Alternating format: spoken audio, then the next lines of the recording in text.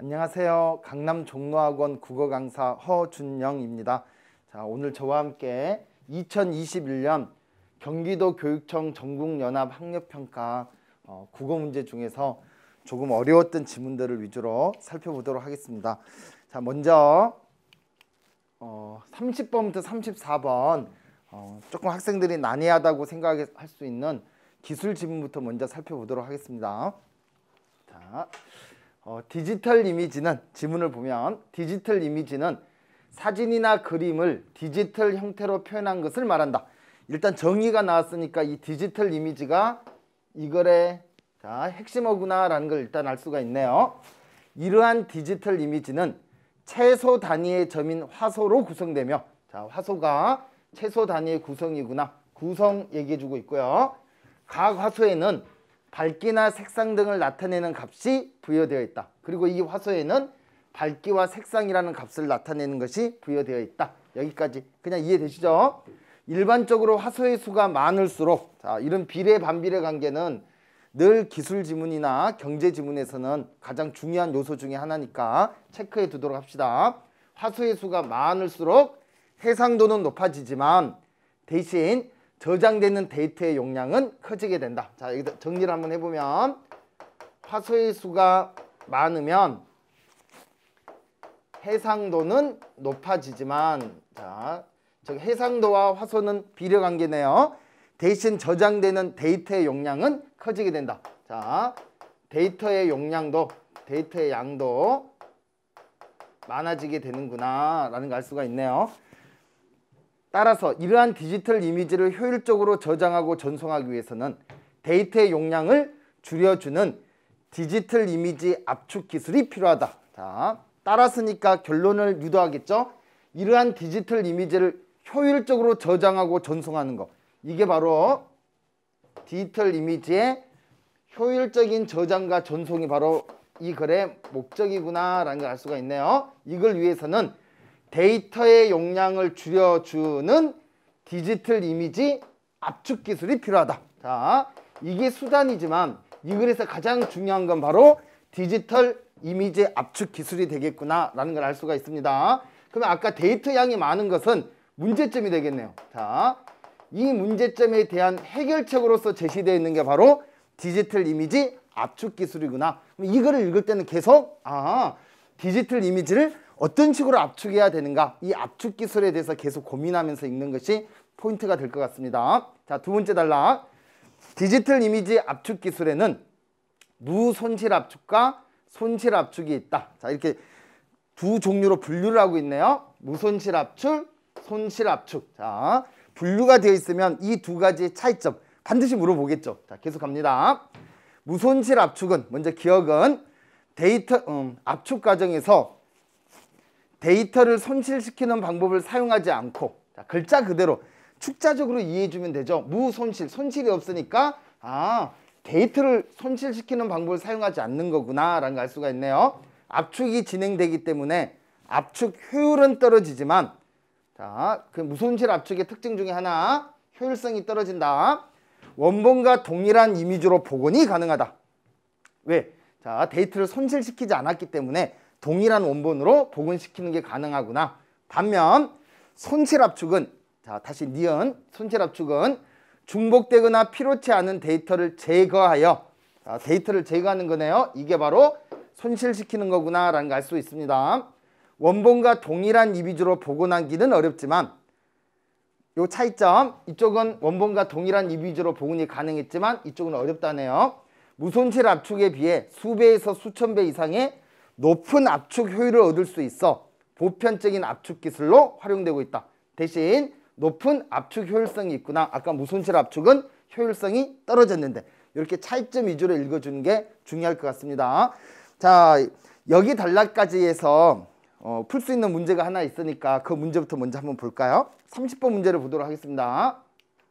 자, 30번 문제. 기억 니은에 대한 이해로 적절하지 않은 것은, 자, 좀 전에 읽었던 것처럼 기억은 무손실 압축, 니은은 손실 압축, 이렇게 생각하면 되겠네요. 자, 먼저 1번. 기억보다 니은은 높은 압축 효율을 얻을 수 있다. 맞죠?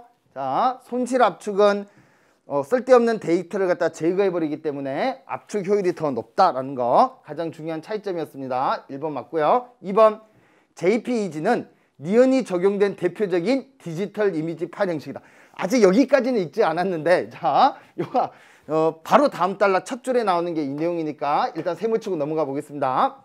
기억으로 디지털 이미지를 압축하면 데이터의 용량은 줄어들지 않는다. 자, 다시 기억, 무손실 압축으로 디지털 이미지를 압축하면 데이터의 용량은 줄어들지 않는다. 데이터의 손실은 없는 거지만 과연 데이터의 용량도 줄어들지 않는가? 우리 제일 처음에 있었던 자, 첫 단락에 나왔었던 디지털 이미지 압축 기술의 정의를 다시 한번 읽어보겠습니다.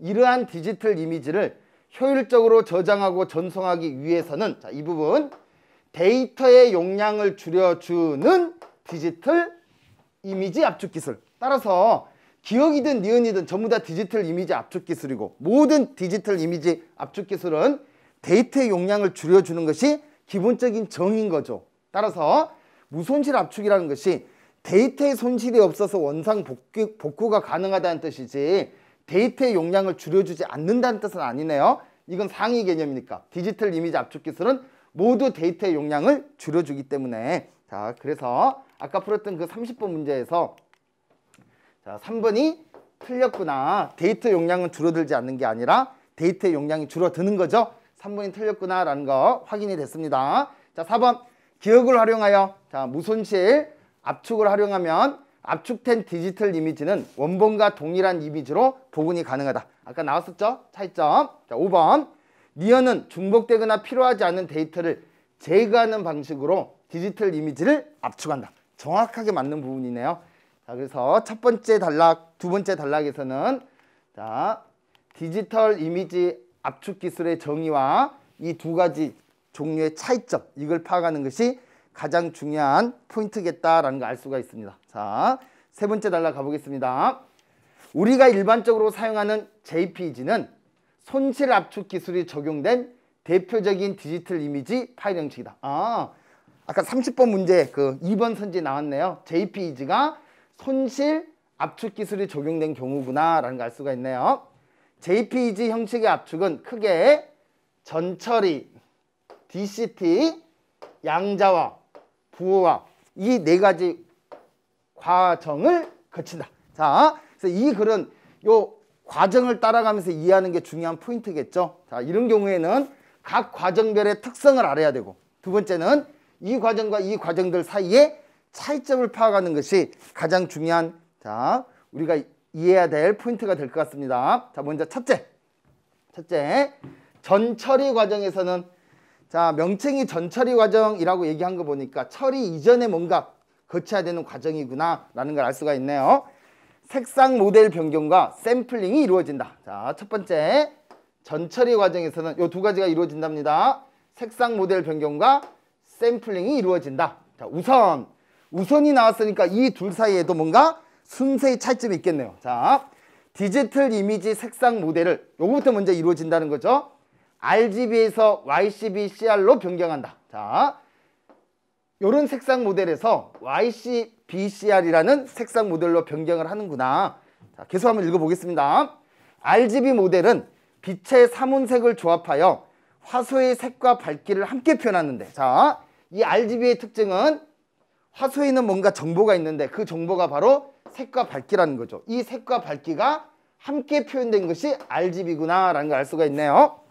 변경된 YCBCR 모델에서는 자, YCBCR 모델 밝기 정보를 나타내는 Y와 색상 정보를 나타내는 CBCR로 분리하여 이 경우에는 자, 밝기 정보와 색상 정보가 분리가 되는구나. 이게 차이점인 거죠. 자, 색상 모델 변경할 때 이전에 RGB라는 색상 모델은 색과 밝기가 함께 있었다면 자, 이번에 변경된 YCBCR 모델에서는 색상과 그 다음에 밝기가 분리되어 있구나. 왜 이렇게 자, 색상 모델을 변경할까 궁금해지죠? 자, 계속 읽어보겠습니다. 분리하여 화소의 정보를 표현한다. 색상 모델이 RGB 모델에서 YCBCR 모델로 변경이 되면 화소들에서 일부 값을 추출하는 샘플링이 진행된다. 아, 이유를 알겠네요. 자, 이렇게 변경을 하는 이유는 뭐 하기 위해서? 샘플링이라는 걸 진행하기 위해서. 즉 다시 말하면 물론 시험 문제 물어보지는 않았지만 RGB 색상 모델에서는 샘플링이 힘들구나. 그런데 이렇게 YC, BCR로 색상 모델을 변경을 하게 되면 샘플링이 훨씬 더 용이해지는구나, 쉬워지는구나 라는 걸 알 수가 있네요. 자, 계속 읽어보겠습니다. 인간의 눈은 밝기의 변화에는 민감하고, 자, 계속 정보가 나오고 있는데, 자, 천천히 이해하면서 읽어가 봅시다. 자, 인간의 눈은 밝기에는 민감하고 색상의 변화에는 상대적으로 덜 민감하다. 자, 인간의 눈의 특징이 나왔네요. 밝기에는 민감하고. 자, 지금 선생님도 이게 빛이 이렇게 쏘여지는데 이렇게 할 때마다 눈을 깜빡깜빡이게 되는데 이렇게 밝기에는 민감한 거죠, 인간의 눈이. 반면에 색상의 변화에는 덜 민감하다. 그래서 샘플링에서는 밝기 정보를 나타내는 Y는 모두 추출해버리고, 자, 밝기 정보를 나타내는 Y는 모두 추출되고 색상 정보를 나타내는 CB와 CR은 인간의 눈이 색상의 변화를 인식하지 못하는 범위 내에서만, 우리 눈이 색상의 변화를 인식하지 못하는 범위 내에서만 일부만 추출한다. 아, 샘플링의 뜻이 추출하는 거구나. 데이터를 추출하는 거구나. 추출하는 데이터만 쓰고 나머지 정보들은 삭제하거나 없애버리는 것이 바로 샘플링이구나. 근데 빛에 관련된 정보는 인간의 눈이 워낙 민감하기 때문에 이 빛에 관련된 정보를 갖다가 없애버리면 안 되니까 어쩔 수 없이 모두 추출해야 되는 거고, 색상에 관련된 정보는 인간의 눈이 덜 민감하기 때문에 인간의 눈이 색상의 변화를 인식할 수 없는 그 범위 내에서, 그 범위 내에서 일부만 추출해서 사용하면 되는구나. 이게 바로 데이터를 압축하는 기술이구나. 압축하는 방법 중에 하나구나 라는 걸 알 수가 있네요. 자, 계속 갑니다. 이러한 샘플링은 화소들을 일정한 단위로 묶은, 잠시만, 여기까지 일단 끊어서 봤을 때 앞에 내용이 조금 이제 이해되기 시작하죠. RGB 같은 경우는 색과 밝기가 함께 표현되어 있기 때문에 여기에서 뭔가를 추출하는 것이 불가능했지만, 자, 이렇게 색상 모델 변경을 해서 YC, BCR 모델로 바꾸고 나면 밝기와 색상이 분리되어 있기 때문에, 자, 밝기에 해당하는 Y는 전부 다 추출을 하고, 그 다음에 색상을 나타내는 CB와 CR은 일부만 추출해지는 것이 가능해지구나 라는 것을 우리가 글을 따라 읽으면서 이해 가능할 것 같습니다. 자, 계속. 이러한 샘플링은 화소들을 일정한 단위로 묶은 블록에서 J 대 A 대 B의 비율로 화소 정보를 추출하는 방식으로 진행된다. 자, 계속 한번 읽어보겠습니다. 이때 J는 화소 블록의 가로와 수의 개수를, A는 화소 블록의 첫 번째 행에서 추출하는 화소의 정보의 개수를, B는 두 번째 행에서 추출하는 화소의 정보의 개수를 의미한다. 자, 이렇게 일단 개념이 줄이는 게 바로 추출하는 거죠. 그러니까 모든 정보를 다 쓴, 데이터를 다 쓰는 게 아니라 그 데이터 값 중에서 필요한 일부만 추출해서 쓰겠다는 거네요. 이 필요한 추출된 것만으로 압축을 하겠다는 뜻이네요. 근데 이 밝기는 인간의 눈이 너무 민감하니까, 자, 좀 빠져버리면 인간이 원래 원본이랑 얘랑 너무 다르잖아 이렇게 인식을 하기 때문에 어쩔 수 없이 모두 추출해서 사용해야 되고, 자, 색상 같은 경우는 인간의 눈이 상대적으로 덜 민감하기 때문에 편하지 않는 범위 내에서 일부만 추출하겠다. 이게 바로 샘플링이구나, 전처리 과정이구나 라는 거 이해를 할 수 있습니다. 자, 계속. 이러한 샘플링은 화소들을 일정한 단위로 묶은 블록에서 J 대 A 대 B의 비율로 화소의 정보를 추출하는 방식으로 진행된다. 자, 이때 샘플링 추출하는 방식이 또 정해져 있네요. 추출하는 방식이 뭐냐 하면 J 대 A 대 B로 추출을 한다. J 대 A 대 B의 방식으로 추출합니다. 지금 샘플링하고 있습니다. 자, 계속. 이때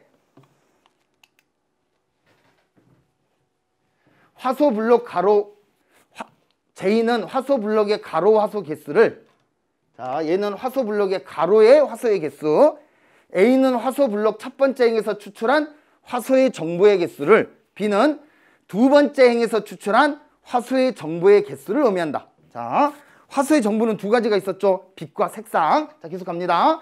예를 들어 4대 2대 0의 비율로 자, J 대 A 대 B인데 지워보겠습니다. 이걸 만약 4 대 2 대 0이다 라고 했는데 무슨 정보냐면 색상 정보. 자, 참고로 밝기 정보 같은 경우는 Y를 모두 추출하기 때문에 다 동일한 거죠. 그러니까 차이가 있는 것은 일부만 추출하는 색상 정보에서만 차이가 있겠네요. 자, 4 대 2 대 0이라고 했는데 가로의 화소수가 4개인 화소 블록 중에 자, 이 4가 말하는 것은 가로의 행렬의 가로의 수 4개구나. 가로의 수가 4개구나. 화소의 수가.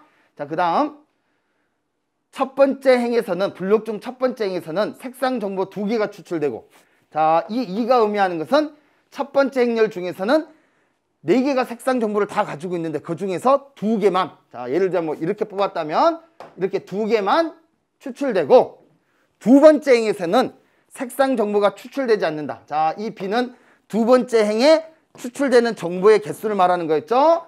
근데 두 번째 행에서는 0이 되었으니까 색상 정보를 뽑지 않는다 이 말이네요. 자, 즉 자, 8개 중에서 2개만 샘플링한다, 추출한다 이 뜻이랑 마찬가지겠네요. 자, 계속 읽어보겠습니다. 결국 4 곱하기 2의 블록에 있는 8개의 색상 정보 중에 자, 8개의 색상 정보 중에 2개의 정보만 추출되어 이게 목적인 거죠. 데이터의 용량은 줄어든다. 자, 데이터 용량을 줄이는 게 데이터 압축 기술이었으니까 이런 식으로 샘플링을 해서 1차적으로 데이터의 용량을 줄일 수 있구나 라는 것까지 알 수가 있네요.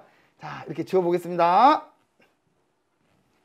자, 제일 처음에 하는 과정 전처리 과정. 색상 모델 변경이라고 해서 밝기와 색상의 정보를 분리를 시키고요. 제일 중요한 단어 분리. 자, 그 다음에 샘플링을 통해서 일부만 추출하더라. 자, 일부만 추출하니까 결국 데이터의 용량이 줄어들더라 라는 것까지 알 수가 있네요. 자, 계속 갑니다. 전처리 과정 후에는 DCT라고 불리는 변환 과정이 진행된다. 자, 두 번째 과정 DCT. 자, DCT란 샘플링한 화소의 정보들을 주파수로 변환하여 자, 주파수 영역에 따라 규칙적으로 분리된 데이터로 나타내는 과정이다. DCT는 효율성을 고려하여 가로 8개, 세로 8개의 화소로 블록화된 행렬을 기본 단위로 진행된다. 자, 일단 DCT에 대해서 보겠습니다. DCT는 가로 8개, 자, 세로 8개. 여기도 다 있겠죠. 이렇게 다 있습니다. 이렇게 자, 다 할 수가 없으니까 선생님이 이렇게 그냥 표시를 하겠습니다. 이렇게 DCT가 수행되면 인접한 화소들 간의 정보 차이가 적다는 것을 나타내는 저주파 성분은 행렬의 왼쪽으로. 자, 행렬의 왼쪽이니까 이쪽이겠네요. 자, 이쪽은 뭐가? 저주파 정보가. 자, 저주파 성분이. 자, 행렬의 왼쪽 위로. 차이가 크다는 것을 나타내는 고주파 성분은 행렬의 오른쪽 아래로. 자, 행렬의 오른쪽 아래로. 자, 여기는 인접한 성분들 간의 차이가 크다는 것을 의미하는 고주파 성분. 이쪽은 저주파 성분. 자, 이게 이렇게 위치를 하겠네요. 이렇게 분리된 저주파 성분의 절대값은 고주파 성분의 절대값보다 크다. 자, 왜 그런지는 알 수 없고 주어진 정보를 우리가 이때는 그냥 따라서 받아들이는 수밖에 없겠네요. 저주파 성분의 절대값이 고주파 성분의 절대값보다 일단 크다. 여기까지 받아들이도록 하겠습니다. 지금 우리 DCT 과정하고 있습니다. 자, 다음으로 자, 요 이해되셨죠? 일단 요쪽에 저주파, 요쪽에 고주파가 위치하게 되는구나. 다음으로 양자화의 과정을 거치게 된다. 양자화 과정에서는 DCT로 얻은 행렬값을 미리 설정된 특정 상수로 나눈 뒤 반올림하게 된다. 자, 이 행렬값, 저주파의 행렬값도 있을 거고 고주파의 행렬값이 있는데 이 행렬값을 미리 설정된 특정 상수로 나눈 뒤 반올림한답니다. 이때 저주파 성분의 행렬값은 작은 상수로 나눈 뒤 반올림하지만, 자 한번 적어보겠습니다. 지금 우리 양자화하고 있습니다. 저주파 성분의 행렬값은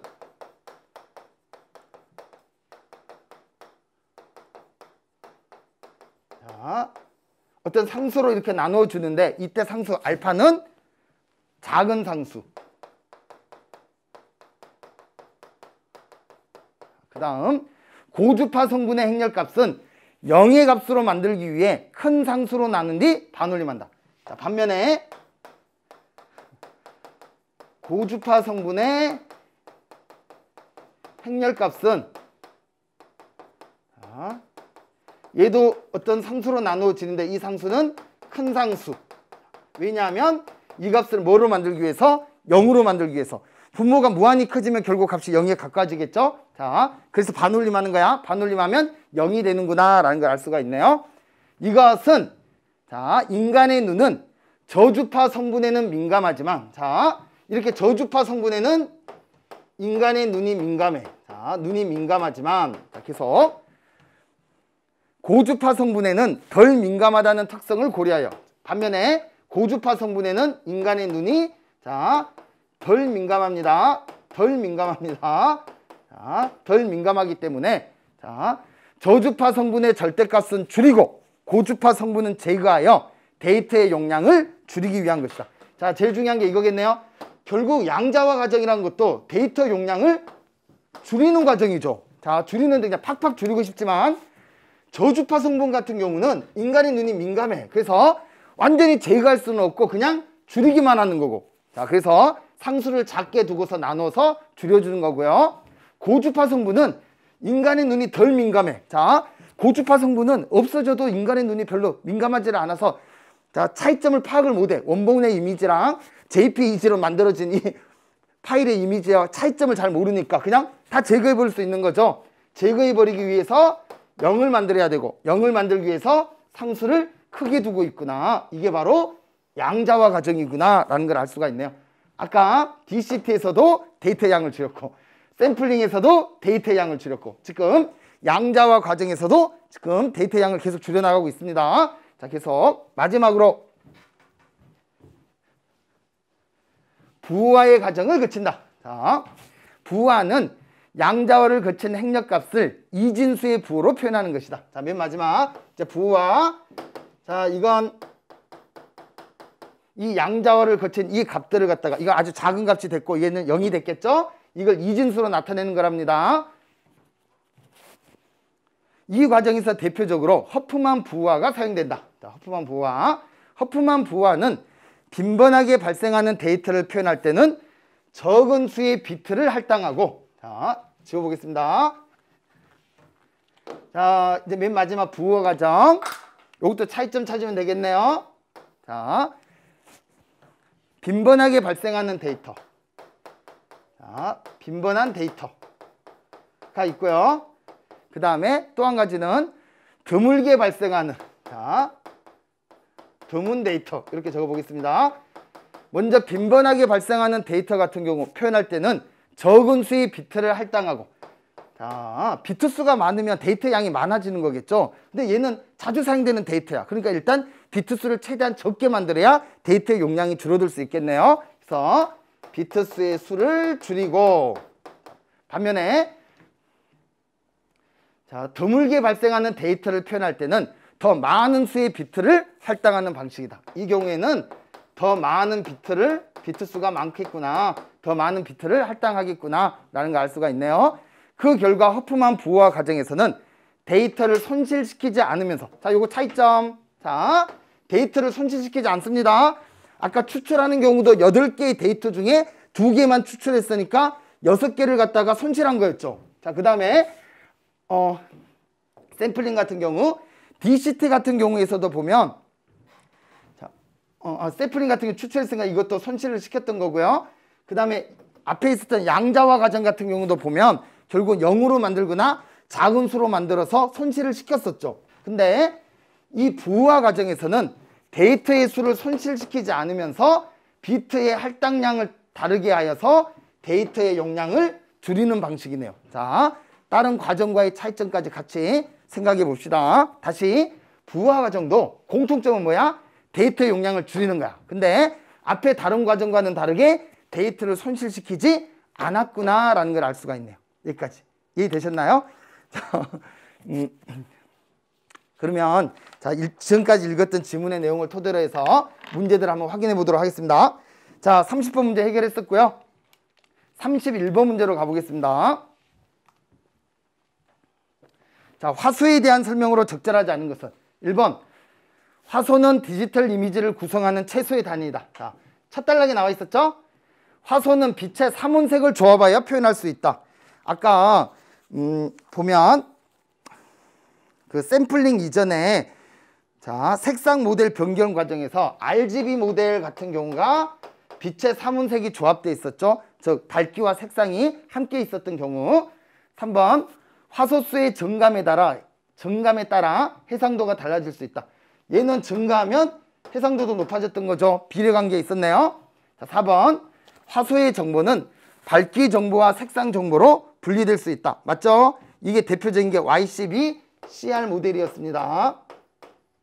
자, 5번 화소의 수가 늘어날수록 효율적으로 데이터를 전송할 수 있다. 자, 이게 이 글에서 가장 중요한 내용이네요. 화소의 수가 늘어나면 데이터의 양도 많아져서 자, 그래서 데이터를 줄이기 위한 데이터 이미지 압축 기술이 필요했었던 거죠. 자, 그래서 효율적으로 데이터를 전송할 수 있다. 땡! 이란 거 알 수가 있네요. 정답은 5번. 자, 다음 문제를 살펴보도록 하겠습니다. 32번. 보기는 윗글의 내용을 확인하기 위한 학습지의 일부이다. 32번부터 34번 물음의 답하시오. 자, 이 그림을 잘 보면서 문제를 풀면 좋겠네요. 자, 먼저 JPEG 형식의 압축 과정. 아까 우리가 했던 그 과정이었습니다. 전처리부터 시작해서 DCT 양자와 부호화 과정. 자, 심화활동으로 JPEG 형식의 샘플링을 이해하는 방식 나와 있고요. 자, 가와 나는 동일한 디지털 이미지를 JPEG 형식으로 압축하는 과정에서 적용된 서로 다른 샘플링 비율을 도식화한 것이다. 아까 기억나시나요? 샘플링하는 방법 J 대 A 대 B. 자, 먼저 까만 색칠이 된 것은 색상 정보가 추출된 화소이고, 자, 까만 게 채워지지 않은 동그라미는 색상 정보가 추출되지 않은 화소를 의미한다. 자, 그러면 우리 아까 배웠던 J 대 A 대 B로 한번 이 가나를 갖다 비교해 보도록 하겠습니다. 자, 가 같은 경우는 자, 가로축이 4개의 화소가 있으니까 일단 4네요. 첫 번째 행에서 2개의 색상 정보가 추출됐으니까 2네요. 자, 두 번째 행에서는 하나도 추출되지 않았으니까 0이 되겠네요. 그래서 자, 4대 2대 0 이렇게 나타낼 수 있겠죠. 자, 나 그림 보겠습니다. 똑같이 4행으로 되어 있으니까 J는 4. 자, 그 다음 첫 번째 행에서 색상 정보 추출된 게 하나이니까 1 적어주면 되고요. 두 번째 행에서도 추출된 색상 정보 하나이니까 1 적어주면 되겠네요. 그래서 나는 4대 1대 1 이런 형식으로 되어 있구나 라는 거 이 그림을 통해서 우리가 확인해 볼 수 있었습니다. 자.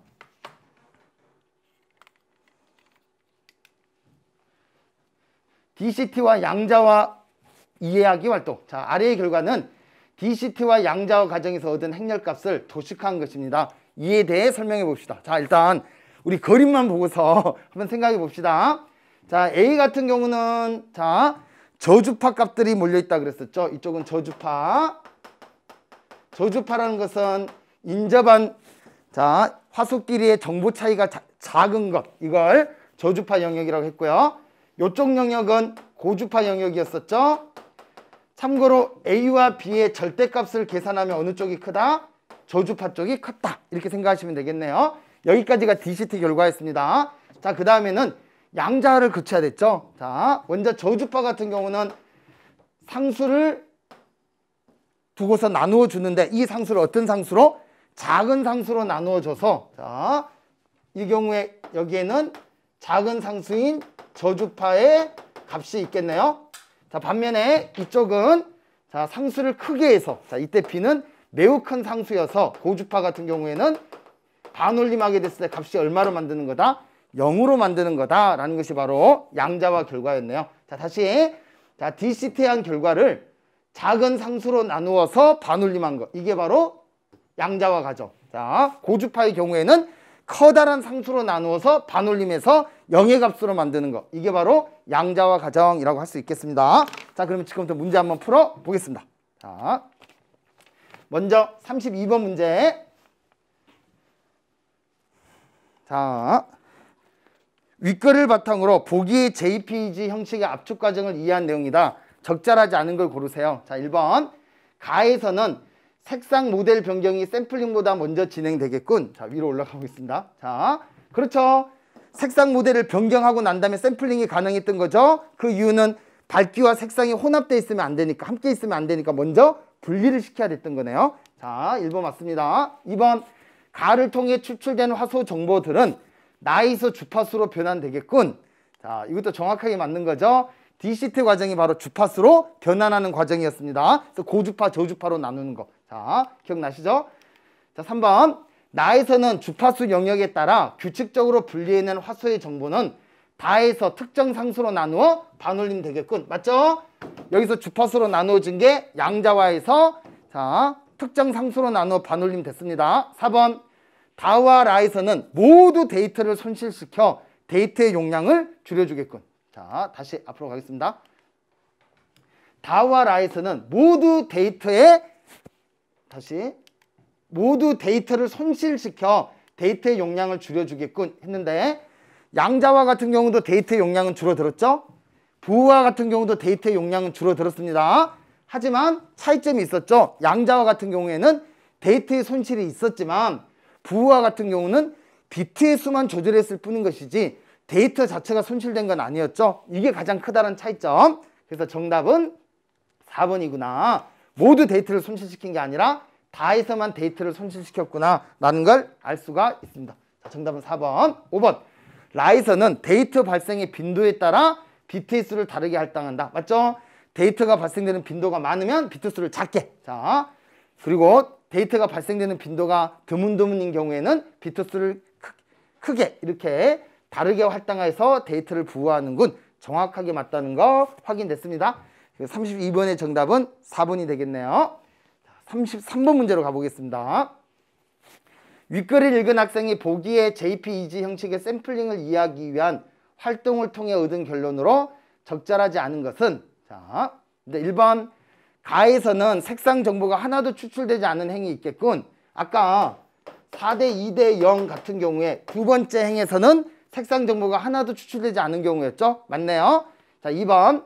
나의 샘플링을 J 대 A 대 비율로 나타내면 4대 1대 1로 표현할 수 있겠군. 자, 아까 그림에서 보면 두 번째 그림이 4대 1대 1이었었죠. 맞네요. 자, 3번. 가와 나의 샘플링 비율은 다르지만 추출된 색상 정보의 개수는 동일하군. 자, 위로 한번 올라가 보겠습니다. 자, 이 경우 가의 경우는 4대 2대 1, 4대 2대 0.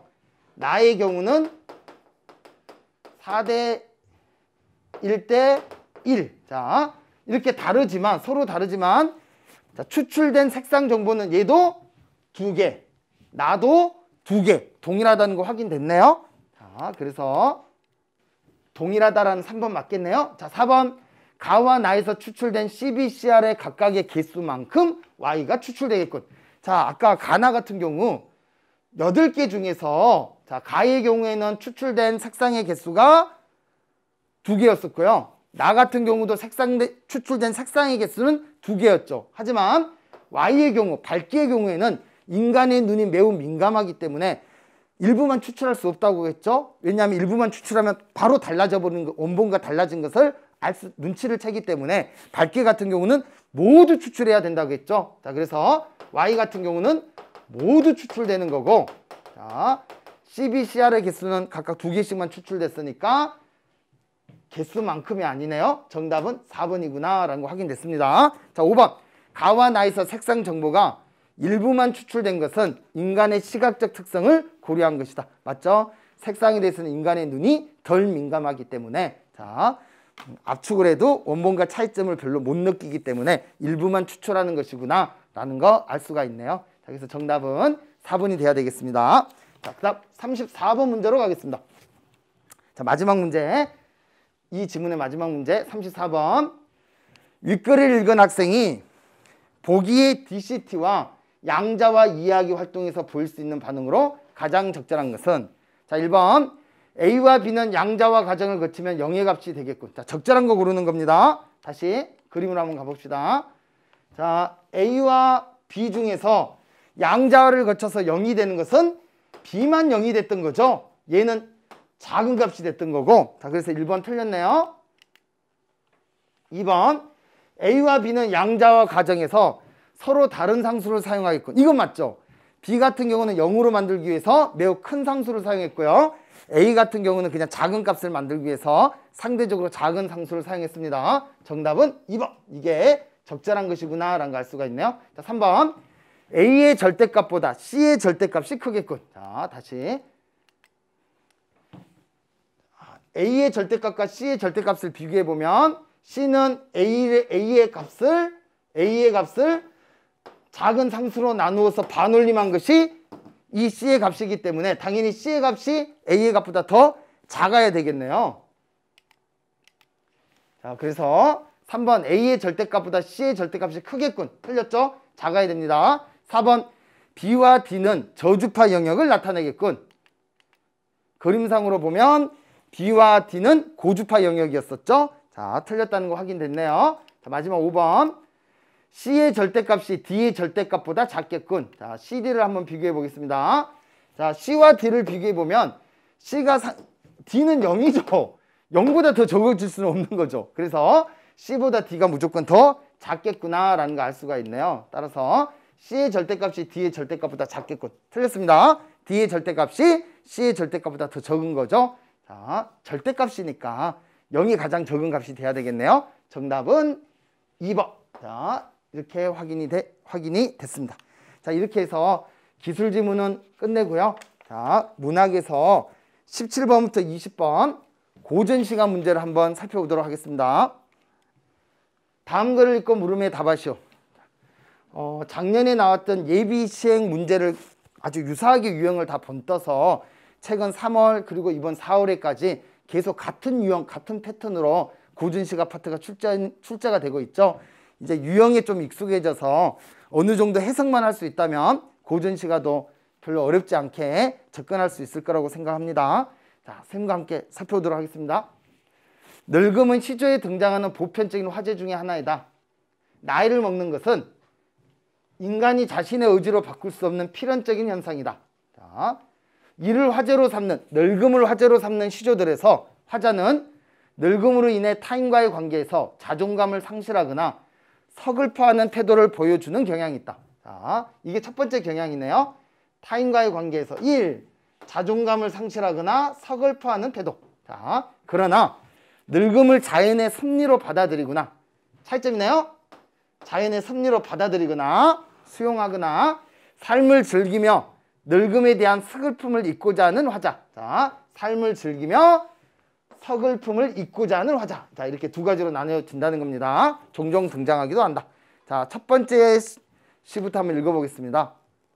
나의 미평한 뜻을. 자, 이 평자는 뭐 편안하다 이런 뜻이겠죠.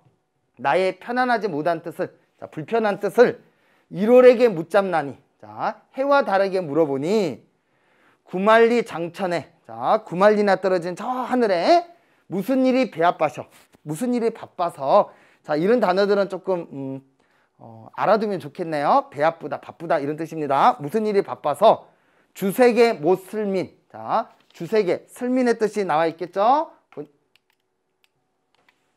자, 나오지 않았네요. 자, 이건 슬프고 미운 이런 뜻, 싫고 미운 이런 뜻입니다. 주색이 싫고 밉지 아니한 이런 뜻입니다. 주색이 싫고 밉지 아니한 이 몸을 쉽게 늙게 하는 거, 빨리 늙게 하는 거. 나는 아직 주색이 싫지 아니한데 왜 내 몸을 빨리 늙게 하는가? 이렇게 한탄하고 있는 내용이었네요. 아까 읽었던 1, 2번으로 비교해보면 이건 첫 번째에 해당하는 거겠죠? 서글퍼하는 태도. 자, 계속 한번 가보겠습니다. 근데 사실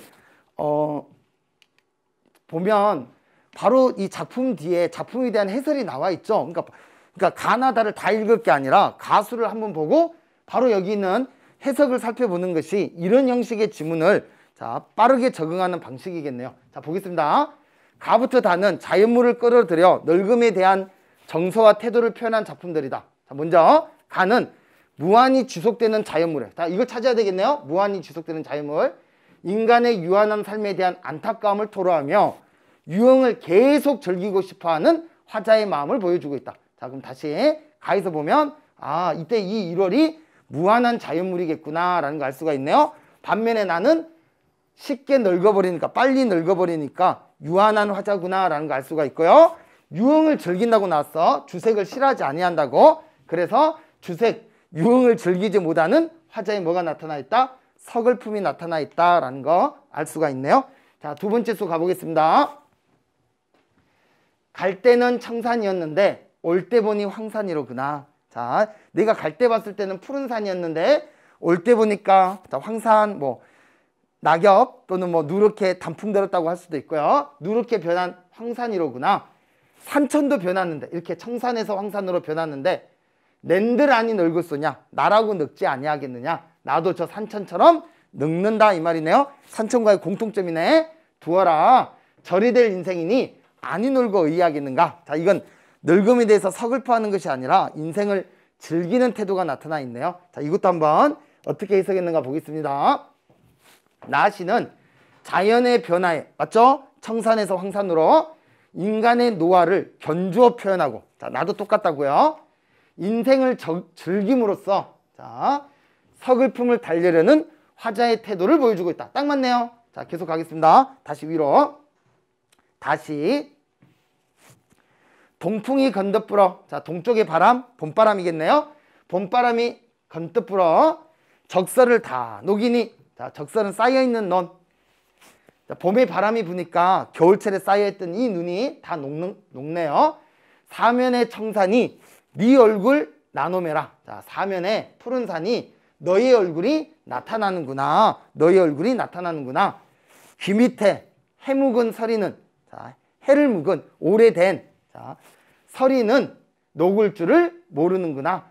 자, 이때 서리는 진짜 자유물 서리가 아니겠죠. 왜냐하면 귀 밑에 오래된 서리니까. 자, 뭘 말하는 걸까요? 그렇죠. 흰머리. 귀 밑에 흰머리는 녹을 줄을 모르는구나. 자, 이것도 늙음을 한탄하고 있구나. 서글픔을 나타내고 있구나 라는 거 확인해 볼 수 있습니다. 자, 다시.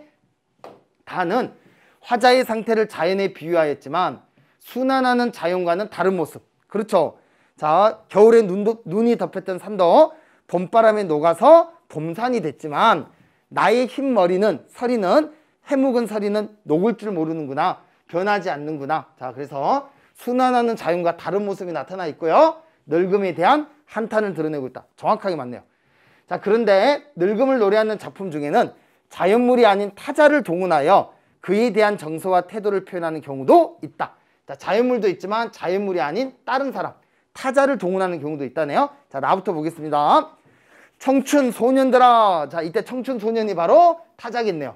자, 이 시를 듣는 청자가 될 거고요. 백발노인 웃지 마라. 백발노인이라고 비웃지 마라. 웃지 말아라. 공번된 하늘 아래. 자, 여기서 공번되다 이 말은 공평하다 이런 뜻입니다. 평등한 하늘 아래 낸들 얼마 젊었으리. 너희들 청춘 소년들인들 얼마나 젊었겠느냐. 너희도 곧 늙는다 이 말이네요. 그치? 왜? 하늘은 공평하니까. 내가 나이 먹은 것처럼 너희들도 늙을 거야.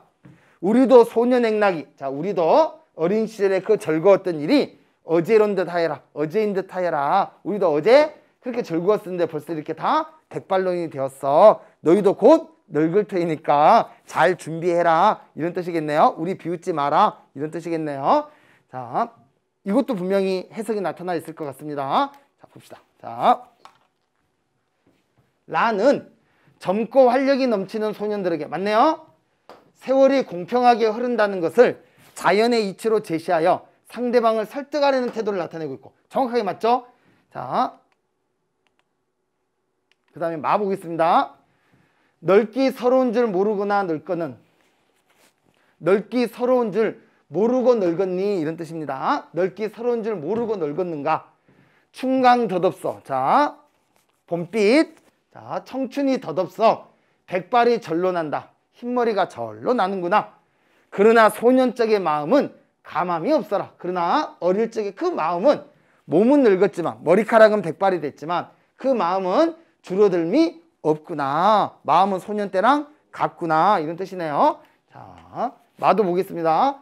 덧없는 세월로 인해 늙어버린 현재 육신과 대비되는 소년 시절의 마음을 타자화하여, 맞네요. 늙어서도 소년 시절과 같은 젊은 마음으로 살 수 있다는 희망적인 태도를 보여주고 있다. 자, 비록 몸은 늙었지만 마음은 청춘이야. 이러면서 희망적인 태도를 보여주고 있네요. 자, 마지막 시 한번 보겠습니다. 봐. 세월이 요리하니, 자, 세월이 물처럼 흐르니 백발이 절로 난다. 백발이 절로 나는구나. 자, 이게 원인이고 이게 결과인 거죠. 세월이 흘러서 백발이 나는구나. 내가 늙었구나. 이런 뜻이네요. 뽑고 또 뽑아 젊고자 하는 뜻은, 이 백발을 뽑고 또 뽑아서 내가 젊어지고자 하는 그 뜻은 북당에 유치 나오시니, 자, 북당은 보통 어머니가 계시는 장소를 북당이라고 합니다. 북당에 어머니가 있으시니 그것을 두려워하노라. 자, 내 백발을 보고 엄마가 아이고 우리 자식도 늙었구나 라고 걱정하고 슬퍼할까 봐 내가 일부러 머리를 뽑는다는 뜻이네요. 효성 지극한 마음이겠네요. 자, 보겠습니다. 자, 바는 늙음의 문제를 자신이 모시는 어머니와 관련지어 생각하는 화자의 인식을 보여주는데, 자신보다 북당에 계신 어머니의 마음을 먼저 생각하며 효를 실천하는 성숙한 태도를 드러내고 있다. 정확하게. 자, 이해됐네요. 자, 마지막 가보겠습니다. 이상처럼 가바의 지조들은 자연물이나 타자를 통해 늙음에 대한 화자의 정서와 태도를 표현하였다. 자, 이때 타자에는 타자화된 자도 포함된다. 타자는 자연물도 있고요, 타인도 있고요, 타자화된 자신, 자도 있다. 아까 기억나시나요? 내 마음 같은 경우가 타자화된 자라고 할 수 있겠네요. 자, 마음 같은 경우 자연물과 타자를 세계로, 화자를 자아로 규정한다면 세계와 자와의 관계는 다음과 같이 나누어 볼 수 있다. 자, 먼저 자연물이나 타자를 통해 화자와의 차이점을 드러내는 경우는 세계와 자와의 이질성. 자, 세계와 자아의 이질성은 차이점. 이와는 반대로 자연물을 통해 화자와의 유사점을 드러내는 경우는 세계와 자아의 동질성이 주목한 것이다. 그리고 자연물이나 타자를 통해 화자와의 차이점이나 유사점을 함께 드러내는 경우는 세계와 자아의 이질성과 동질성을 모두 고려하는 사고에 바탕을 두는 것이다. 자, 자아와 세계의 차이점이 있으면 동질성, 아니, 이질성, 자, 유사점이 있으면 자, 동질성, 그 다음에 이 두 가지가 동시에 다 나타나 있으면 이질성과 동질성이라고 얘기하고 있네요. 세계와 자아의 관계였습니다. 자, 잘 이해했다고 보고 지금부터 우리 문제를 확인해 보도록 하겠습니다. 17번. 기억부터 미음에 대한 설명으로 적절하지 않은 것은? 자, 먼저 기억. 자, 기억은 다시 앞으로 가볼까요? 자, 주색의 못슬민 이 몸을 수이 늙게 하는 거. 주색에 아직 싫고 밉지 아니한 이 몸을, 이 말은 나 유흥을 아직도 즐기고 싶어 이런 뜻이라 그랬죠. 왜 이렇게 빨리 늙게 하는 거? 자, 선생님이 시간상 그냥 읽어보겠습니다. 1번. 유흥을 계속 즐기고 싶으나 인간의 삶이 유한한 것을 안타까워하는 화자의 마음. 정확하게 맞죠? 유흥을 계속 즐기고 싶지만 자, 늙어버린 안타까운 마음. 맞네요. 자, 2번. 니은. 두어라 절이 될 인생이니 아니 놀고 의하리. 나도 저 산천처럼 변할 테니 아니 놀고 의하겠는가. 놀겠어. 자, 이 뜻이었네요. 2번. 노년을 자연의 섭리로 받아들이고. 맞네요. 삶을 즐김으로써 서글픔을 달래려는 화자의 태도. 정확하게 맞습니다. 자, 3번. 디귿. 자, 사면이 청산이 네 얼굴 나타나는구나. 자, 3번 보겠습니다. 순환하는 자연의 원리는 인정하면서도 늙음에 대해 한탄하던 자신을 후회하는 화자의 모습. 자, 디귿. 늙음에 대해 한탄하던 자신을 후회한다. 여기 보면 서리는 녹을 줄 모르는구나 라고 늙음을 한탄한 건 맞죠. 하지만 여기에 늙음을 한탄했던 것을 후회하는 건 들어있지 않죠. 자, 그래서 정답은 3번이라고 할 수 있겠네요. 자, 4번, 5번은 비교적 해석에서 이미 다 끝난 부분이기 때문에 자, 건너뛰고 넘어가겠습니다. 자, 18번 문제 한번 봅시다. 가부터 마중 세계와 자아의 관계에 대한 내용이다. 적절하지 않은 걸 고르세요. 자, 먼저 가부터 보겠습니다. 가에서 1월과 장천은 화자의 짧은 인생과 차이점이 드러나는 세계와 자아의 이질성이 나타나고 있다. 자, 1월, 장천 이런 것은 자연물이니까 영원한 것. 아까 해설에 나와 있었습니다. 반면에 이 몸은 쉽게 늙은 거니까 유한한 것. 차이점이 들어있구나 라는 걸 알 수가 있네요. 그래서 따라서 이질성. 세계와 자아의 이질성. 맞네요. 자, 다시. 나에서 청사는 황산으로의 변화를 통해 화자와의 유사점이 드러나지만 세계와 자아의 동질성이 나타나고 있군. 화자와의 유사점이 드러나 세계와 자아의 동질성이 드러나고 있군. 자, 봅시다. 청산이 황산으로 변했어. 근데 나도 황산으로 변한 것처럼 어떻게 됐나요? 늙었어. 따라서 동질성, 유사성이라고 할 수 있겠네요. 자, 3번. 다에서 적설은 동풍이 불기 전에 화자와의 유사점이, 불고 난 후에는 화자와의 차이점이 드러나 동질성과 이질성이 함께 나타나 있군. 자, 다시 다 보겠습니다. 다. 동풍이 불기 전에는 산이 어떤 상태였나요? 눈이 쌓인 상태였죠. 이건 내 머리에 서리가 내린 것과 동질성이라고 할 수 있겠네요. 근데 동풍이 불고 나버리니까 청산이 나온 거죠. 청산이 나타난 거죠. 이건 나와의 차이점이라고 할 수 있겠네요. 따라서 동질성, 이질성이 다 들어있구나. 맞네요. 자, 4번 가겠습니다. 라에서 소년은 소년 행락 시절이 유한하다는 점에서 화자와의 유사점이. 그렇죠. 자, 청춘 소년들아, 너희도 결국 얼마나 젊어 있겠니? 언젠가는 늙을 거야. 소년 행락이란 거 유한한 거야. 이 측면에서는 공통점이네요. 자, 그 다음 소년 행락의 시절을 현재 누리고 있다는 점에서는 화자와의 차이점. 맞죠? 화자에게 소년 행락은 어제의 일이었지만 청춘 소년들에게 소년 행락은 현재 일인 거죠. 이건 차이점이라고 할 수 있겠네요. 자, 마지막 5번 가겠습니다. 마시에서 마음은 소년 시절과 변함이 없다는 점에서 화자와의 유사점이. 자, 소년 때 마음 줄어들지 않았다 했으니까 소년 때 마음은 소년 시절이나 지금이나 동일한 거네요. 유사점이라고 할 수 있겠네요. 다시, 마에서 마음은 소년 시절과 변함이 없다는 점에서 화자와의 유사점이 소년 시절 이후와 다르다는 점에서. 자, 마음이 소년 시절 이후와 달랐나요? 아니죠. 소년 시절 이후에도 마음은 여전히 똑같은 거죠. 그래서 소년 시절 이후와 다르다라는 점이 틀렸네요. 그래서 정답은 5번이 돼야 될 것 같습니다. 이해되셨죠? 자, 19번 문제 가겠습니다. A와 B의 공통점으로 가장 적절한 것은. 자, 먼저 A가 뭔가 봤더니만 산천. 자, 산천은 변하는 대상이네요. 청산에서 황산으로. 자, B는 내 머리 위에 놓여있는 서리, 흰머리를 의미합니다. 자, 그러면 답이 될 수 있는 거 자, 살펴봅시다. 1번 화자의 자존감을 회복시켜 주는 거다. 자, 흰머리가 자존감을 회복시켜 주나요? B가 서리, A는 산천. 자, 아니죠. 2번 화자의 의지로 변화시킬 수 있는 거다. 이것도 의지로 변화시킬 수 없는 거죠. 자연을 의지로 변화시킬 수 없고 늙는 것도 의지로 변화시킬 수 없겠네요. 자, 3번 화자가 세월의 흐름을 확인할 수 있는 거다.